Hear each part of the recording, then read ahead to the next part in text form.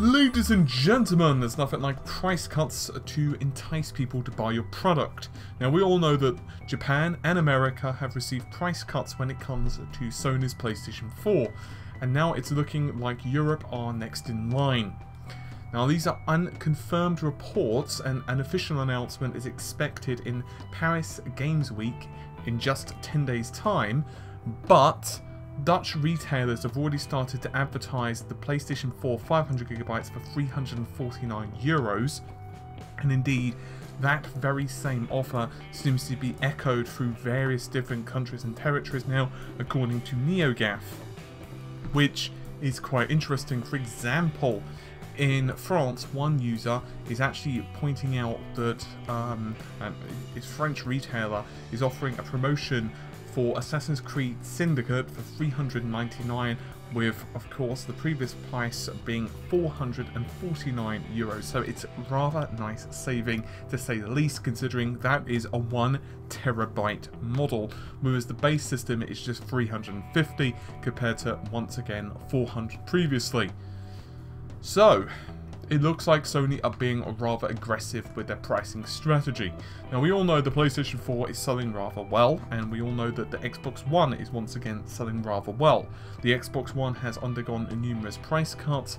Sony have been less, I would say, less aggressive when it comes to pricing, because obviously they do have the advantage, but it's shifting to Christmas period, and let's face it, this is probably, and I say probably because we don't really know the schedule of the NX, but this is probably the last year that both Sony and Microsoft have to just themselves in the marketplace, because the year after that there's a good possibility that some gamers are going to be waiting for the NX. For example, even if the NX isn't out until, let's say, March 2017, I'm just throwing it out there, some people might say, hey, you know what, don't get me a PS4 or an Xbox One, I want the NX if it's shaping up to be a really impressive looking machine, for example, if it's got a good launch lineup. Therefore, it's imperative that Sony make as much ground now as possible. Now, I'm not saying that in a negative way.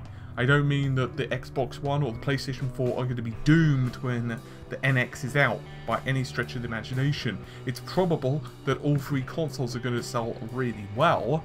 However, it does make a lot of sense from a business perspective to get a rather large install base, because obviously some people, they might shift to a new system, and it's just really good for the perspective of developers.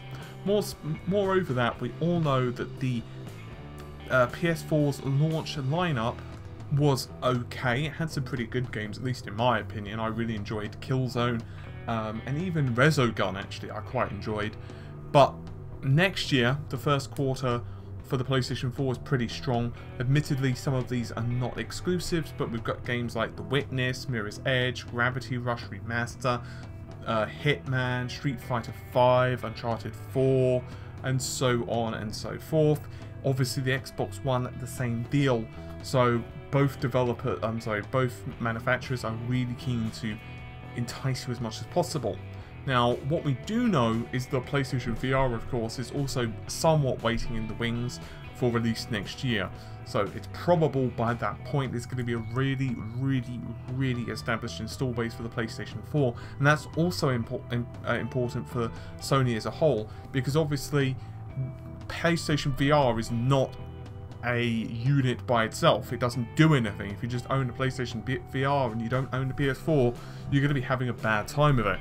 So they do need to make sure that they've got a lot of PS4s, excuse me, in people's homes, so that there's an even greater chance that the PlayStation VR is going to be a success, because obviously not everyone who owns a PS4 is going to buy a PlayStation VR because of either pricing reasons, they're just not interested in it, they're going to wait for a lot of games, they're going to wait to see if it's successful, and so on.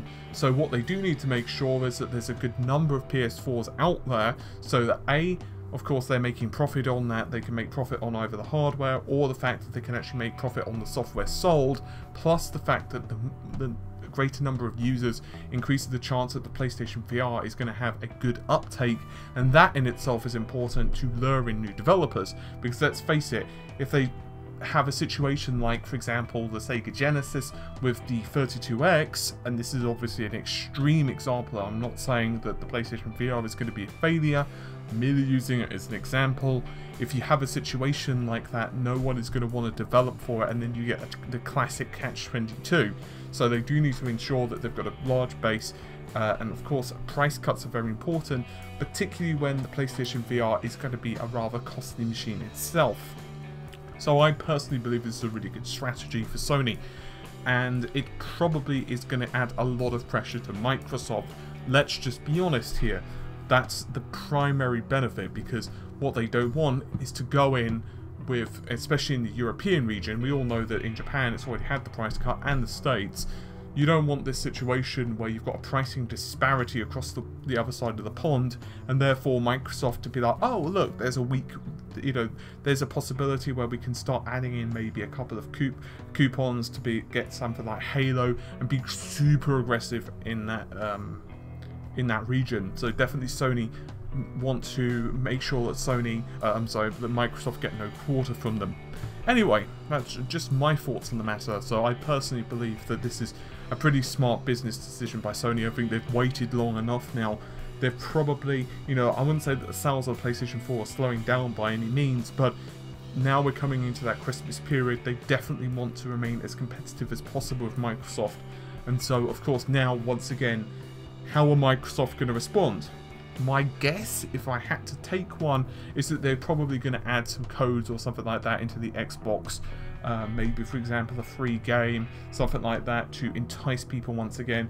Because obviously, unfortunately for Microsoft, they are the ones that are playing catch-up at the moment, which is completely contrary to the situation we had previously with the PlayStation 3 and Xbox 360, where, of course, Microsoft were the ones who were striding out into the lead, and Sony were like, oh my god, help us, where's our medicine? Because obviously they were the ones who were trying to, well, basically bring up the rear. Anyway, hopefully you've enjoyed the video. I'll see you soon. Take care. Bye for now.